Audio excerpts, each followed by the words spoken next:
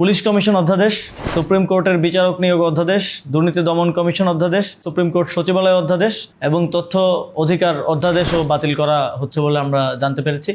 এই অধ্যাদেশগুলো করা হয়েছিল বাংলাদেশের এই সাংবিধানিক এবং রাষ্ট্রীয় প্রতিষ্ঠানগুলোকে নিরপেক্ষ ভূমিকায় যেন তারা কাজ করতে পারে সেই উদ্দেশ্য বাস্তবায়নের লক্ষ্যে। এবং আমরা বিগত সময়ে দেখেছি এই প্রতিষ্ঠানগুলো যেমন পুলিশ, দুদক সহ সুপ্রিম কোর্ট এইগুলোর রাজনীতিকরণ করা হয়েছিল। এগুলোর নিয়োগের ক্ষেত্রে স্বচ্ছতা ছিল না এবং রাজনৈতিক নিয়োগের কারণে আমাদের এই রাষ্ট্রের গুরুত্বপূর্ণ স্তম্ভগুলো, রাষ্ট্রের এই গুরুত্বপূর্ণ প্রতিষ্ঠানগুলো ধ্বংসপ্রাপ্ত হয়েছিল এবং এই প্রতিষ্ঠানগুলোকে রাজনৈতিক হাতিয়ার হিসেবে ব্যবহার করে শেখ হাসিনার সরকার এখানে ফ্যাসিবাদ কায়েম করেছিল।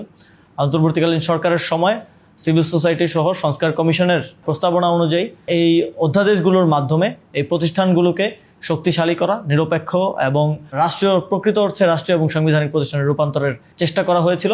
এখন আবার এই অধ্যাদেশগুলো বাতিল করার ইন্টেনশনের মধ্য দিয়ে আমরা দেখতে পাচ্ছি আবারও এই প্রতিষ্ঠানগুলোকে রাজনীতিকরণ, এই প্রতিষ্ঠানগুলোকে বিরোধী দলমত নিপীড়নের হাতিয়ার হিসেবে প্রস্তুতকরণ এবং রাজনৈতিক বিবেচনায় সুপ্রিম কোর্টের মতো প্রতিষ্ঠানে নিয়োগ থেকে শুরু করে সেই পূর্বের সকল প্র্যাকটিসের দিকে আবার বর্তমান সরকার ফিরে যাচ্ছে বলে আমরা মনে করি।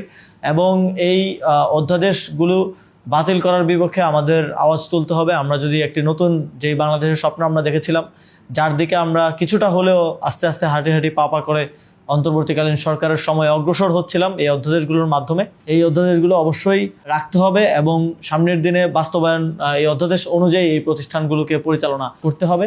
আমরা আবার শঙ্কা করছি যে এই অধ্যাদেশগুলো বাতিল করার মাধ্যমে এই গুরুত্বপূর্ণ রাষ্ট্রীয় প্রতিষ্ঠানগুলোকে রাজনীতিকরণের মাধ্যমে বাংলাদেশের যতটুকু ডেভেলপমেন্ট জুলাই গণঅভ্যুত্থানের পরে যতটুকু এই প্রতিষ্ঠানগুলোর কাঠামোগত পরিবর্তন এবং কাঠামোগত সংস্কারের প্রক্রিয়া শুরু হয়েছিল সেটা চিরতরে বন্ধ হয়ে যাচ্ছে।